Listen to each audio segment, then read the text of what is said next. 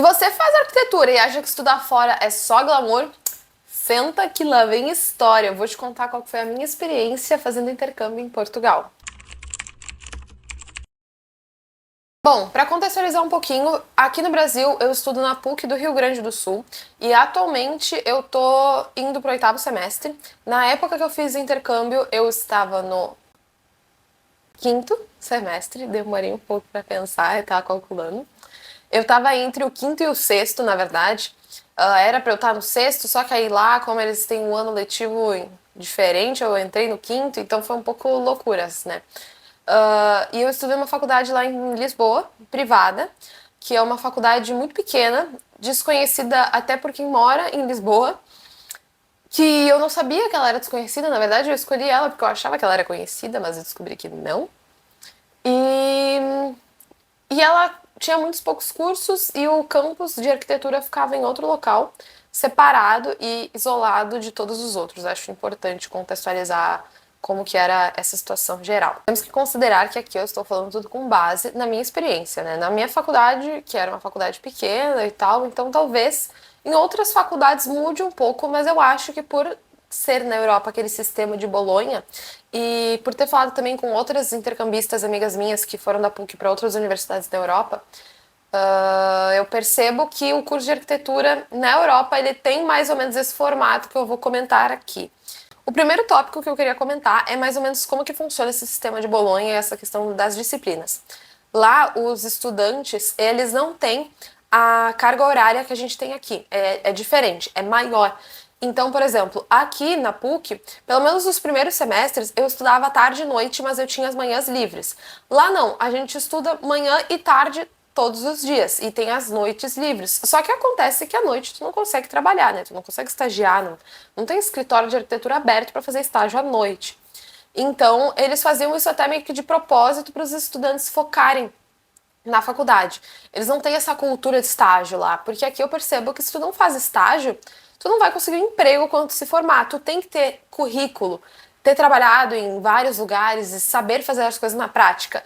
Lá eu percebo que isso não é tão relevante assim. É mais importante as tuas notas na faculdade e os professores que tu teve do que em si se tu teve experiência de mercado ou não. E apesar de eles terem uma carga horária maior do que a nossa, pelo menos foi o que me pareceu, né? Eu não cheguei a fazer os cálculos exatamente. Eles têm, as cadeiras são menos abrangentes, eu senti. Por exemplo, história, eles vão focar muito na história, principalmente da arquitetura portuguesa, que é normal, né? Eu também tenho história da arquitetura do Brasil. Mas não é uma coisa tão a nível mundial, tirando a Europa, né? Eu acho que eles são mais Europa e o próprio país deles, né? Não estudam tanto, tipo, eles nunca vão estudar a história da América Latina, né? Da arquitetura da América Latina, por exemplo. Eu estudei um pouquinho da história da América Latina, dos Estados Unidos, até da Ásia já foi mencionado um pouco, e eu acho que isso não tem tanto lá. Eles também não têm cadeiras, que nem eu tive, por exemplo, eu tive uma cadeira específica sobre instalações hidráulicas, né? Só para aprender a fazer encanamento, tubulação de água, todas essas coisas relacionadas à hidráulica mesmo. E eles não têm isso lá. Eu também tive uma cadeira especializada em elétrica, outras duas em climatização, em ar-condicionado, como climatizar piscinas térmicas e esse tipo de coisa. E são conteúdos que não são... Normalmente quem vai fazer costuma ser um engenheiro, né? Um engenheiro hidráulico, um engenheiro elétrico, coisa do tipo. Mas é importante que o arquiteto saiba, porque coisas básicas a gente tem como fazer, né, dessas áreas, até porque quando a gente vai ver um projeto elétrico, a gente tem que saber entender esse projeto, né? A gente tem que conseguir prever também o espaço para passar os cabos elétricos, esse tipo de coisa. Então, é muito importante ter essas cadeiras, apesar de eu particularmente não ter sido as minhas cadeiras favoritas ao longo do curso, mas eu vejo de fato a importância delas no meu conhecimento de arquitetura. E eles não têm isso lá. Eu lembro, inclusive, que no meu projeto, eu até posso mostrar o meu projeto pra vocês, mas o meu projeto não tinha como passar encanamento hidráulico. E eu falei pro professor, como é que a hidráulica vai passar? E ele falou, não se preocupa com isso. Eu fiquei assim, gente, como assim não vou me preocupar com isso? Isso não poderia ser feito na vida real, sabe?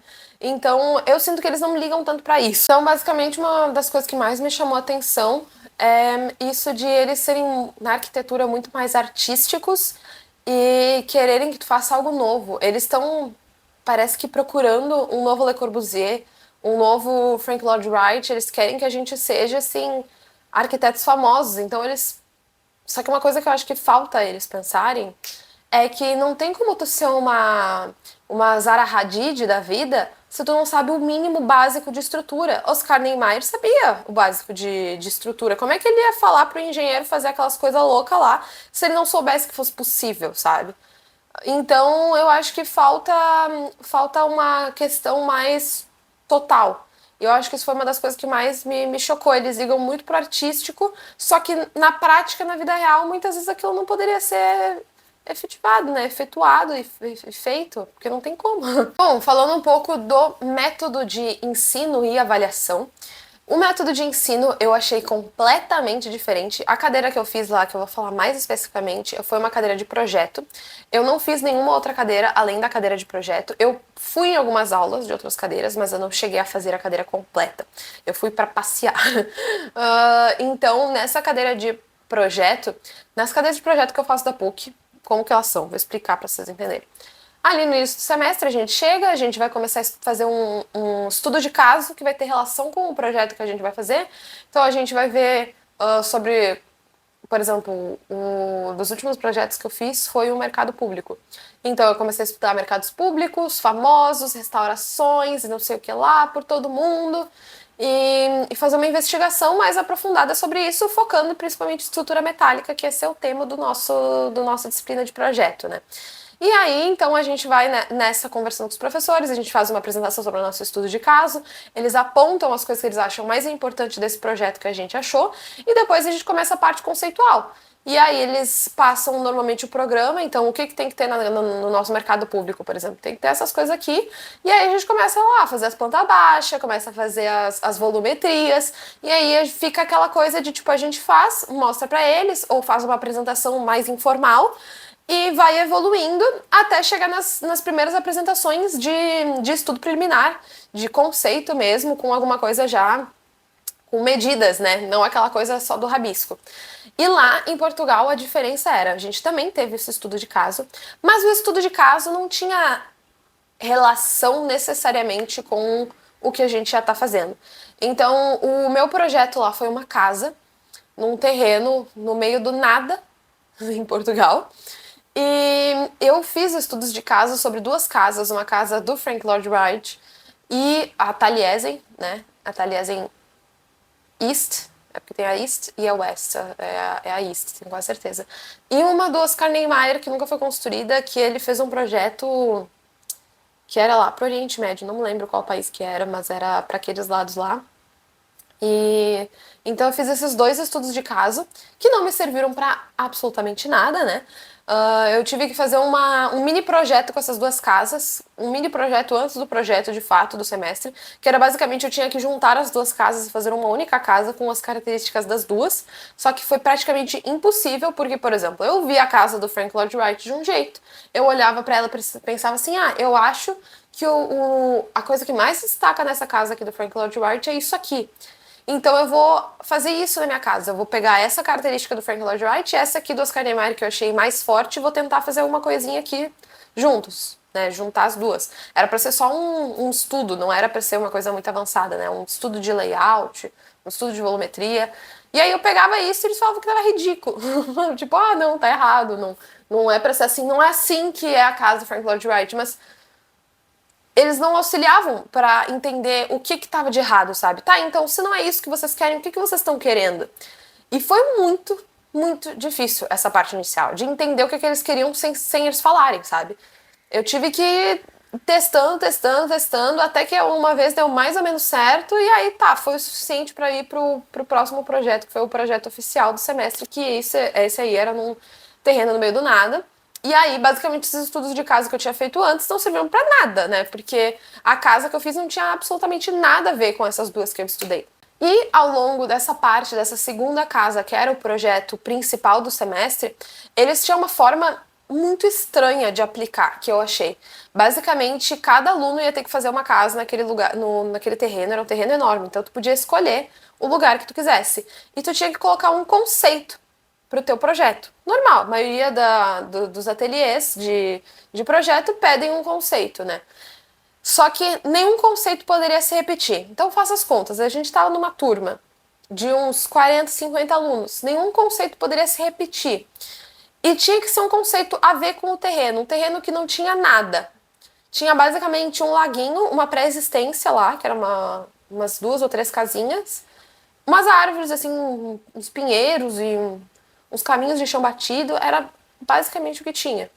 E não podia repetir conceito. Gente, o que foi de difícil de fazer esse negócio? Assim, o projeto em si não era nada elaborado. Tu vai ver a planta baixa do meu projeto, é a coisa mais simples do mundo, porque eles não queriam que a gente fizesse o interior. Ah, então, tipo, onde é que vai ser o banheiro? Não importa. O importante era ser um conceito revolucionário, sabe? E isso me irritou bastante, porque muitas vezes eu vejo nas minhas turmas o conceito se repete. E não é porque o conceito se repete que o projeto vai ser igual. O projeto às vezes vai tomar rumos completamente diferentes dentro daquele conceito, né? Então foi uma lógica que na minha cabeça não fez sentido nenhum. E foi muito complicado.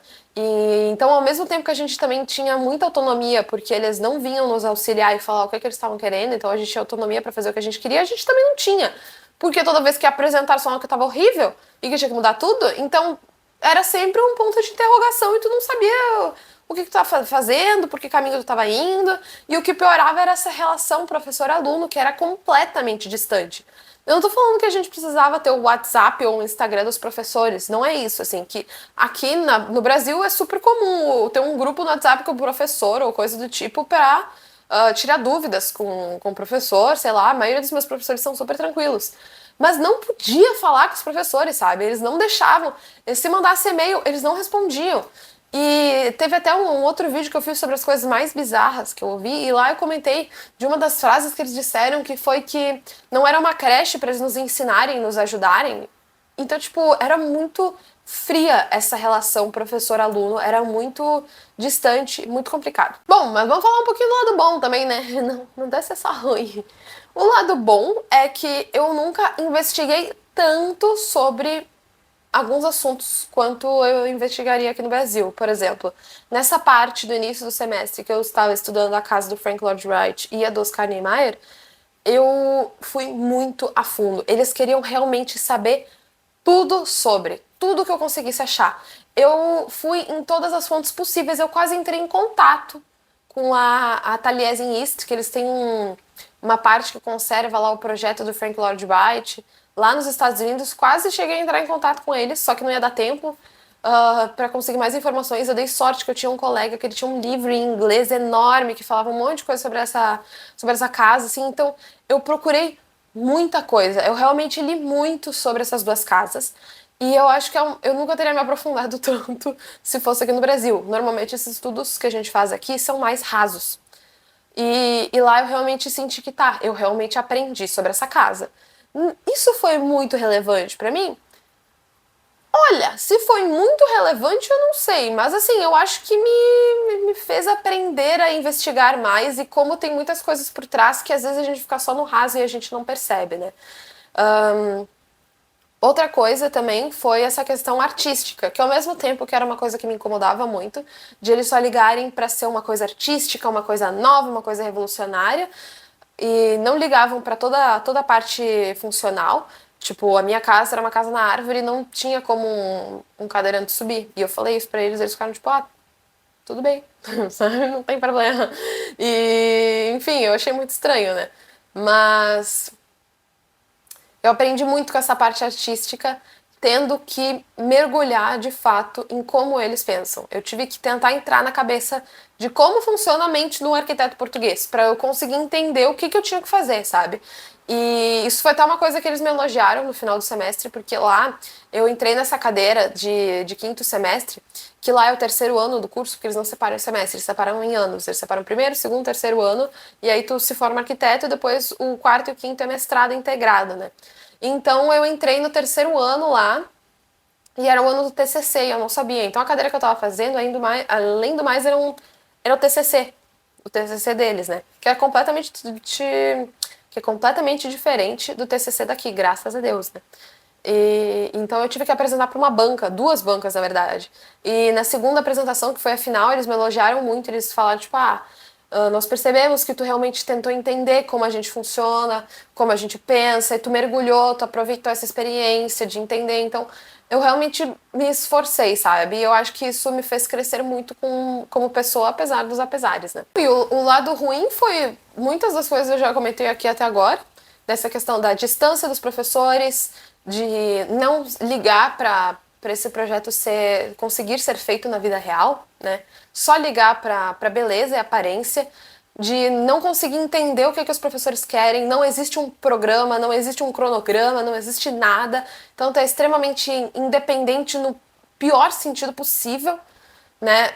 E além de todas as outras situações de coisas que eu ouvi dos professores, que tá no outro vídeo, então qualquer coisa se tu tá curioso, vai lá ouvir. Porque lá eu destrinchei das coisas mais absurdas que eu já ouvi na vida. E, enfim, as questões de diferença linguísticas mesmo, porque como é o português de Portugal, tem que se adaptar a novas gírias e termos, né? Foram coisas um pouco complicadas, mas dentro do possível deu. E, enfim, era um clima um pouco hostil, assim. Eu lembro de um dia comentar com uns colegas, assim, quando os professores não estavam na sala, que eu achava muito estranho eles não delimitarem um cronograma e falar um programa do que eles esperam dessa casa. Então, tipo, por exemplo, essa casa tem que ter tantos quartos, tantos banheiros, tantos metros quadrados, mais ou menos. Normalmente é assim que a gente começa um projeto aqui. A gente tem um programa, né? Tem uma meta a ser atingida. E era completamente livre. Acho que justamente por ser essa pegada de TCC, né? Mas na época eu ainda não sabia que aquilo era o TCC. Eu fui descobrindo depois. E um colega meu, um português, falou assim: porque diferente do Brasil, aqui a gente não é tratado como crianças. Nossa, eu lembro que eu fiquei tão indignada quando eu ouvi isso, sabe? E ele falou meio baixinho, mas eu ouvi. E aí eu fiquei tipo, meu querido, quem você acha que é? Tipo, na vida real, parece que eles não estão preparados pra vida real. Porque na vida real, tu vai ter um programa. Quando tu for falar com o cliente, ele vai te dizer, olha só, eu quero que tu faça uma casa pra mim, eu quero que tenha tantos quartos, eu quero que tenha um closet, eu quero que tenha um banheiro, eu quero que tenha não sei o que lá. Então, assim, na vida real, é assim que funciona. Tu vai ter um programa, tu vai ter coisas e metas pra bater dentro daquilo. Então, não faz sentido pra mim não existir isso. Por exemplo, no TCC, aqui no Brasil, na PUC, não, o professor não vai te passar um programa, mas tu tem que criar um. Tu tem que criar e dizer, tá, então eu vou delimitar essas questões aqui que tem que ter na casa, que tem que ter no teu projeto, no caso. E lá nem isso eles queriam, eles não queriam que a gente fizesse um programa, né? Estavam um pouco se lixando pra isso. Então, foram muitos choques culturais, assim, foi uma experiência. Bom, então afinal, vale a pena fazer faculdade de arquitetura em Portugal ou na Europa? Eu diria que não. Já falei com pessoas que pensam em fazer a faculdade inteira de arquitetura lá. E que nem eu falei, pelo que me pareceu, por conversas com outras pessoas, esse sistema de não se importar muito com como isso vai ser feito na prática é uma coisa que vem muito derivada do sistema de Bolonha, que é o sistema aplicado nas faculdades. Então, eles têm uma regra base de todas as faculdades da Europa. Claro que dentro disso vai ter as diferenças, os professores são diferentes, a forma de aplicar é diferente, mas eu acho que essa forma de pensar é um pouco cultural até. Então eu acho que não valeria a pena porque eu acho muito importante que você aprenda como fazer isso na vida real. Não adianta ficar no mundo das ideias na faculdade se depois, quando tu chegar no mundo, tu não vai nem saber fazer as coisas, sabe? E lá, como eles também não têm essa cultura de estágio, tu não tem tempo para estagiar, tu também sai da faculdade cru, assim. Tu não sabe como funciona a vida real, né? E aqui, apesar de eu achar a cultura de estágio aqui no Brasil um pouco hostil, eu acho também que é muito importante, né? Se não fosse por todos os estágios que eu fiz até agora, eu acho que eu não saberia metade do que eu sei sobre arquitetura, né? Então eu acho muito importante. Eu diria que vale a pena fazer o intercâmbio, principalmente se tu não for na universidade que eu fui. Eu acho que vale a experiência, tu vai aprender muito. Mas eu acho que eu não faria a faculdade inteira lá. Talvez um mestrado, que já é uma vibe diferente, uma pós, um doutorado, que aí já é outra coisa, mas a base do ensino da arquitetura, eu acho que tu consegue saber mais e fazer melhor aqui no Brasil, viu? Bom, gente, esse foi o vídeo. Se você tá pensando em fazer intercâmbio, ou tá pensando em fazer a faculdade inteira fora, ou ficou com alguma dúvida, quer saber um pouco mais da minha experiência, qualquer coisa comenta aqui. Não esquece de deixar um like e a gente se vê no próximo vídeo. Até mais!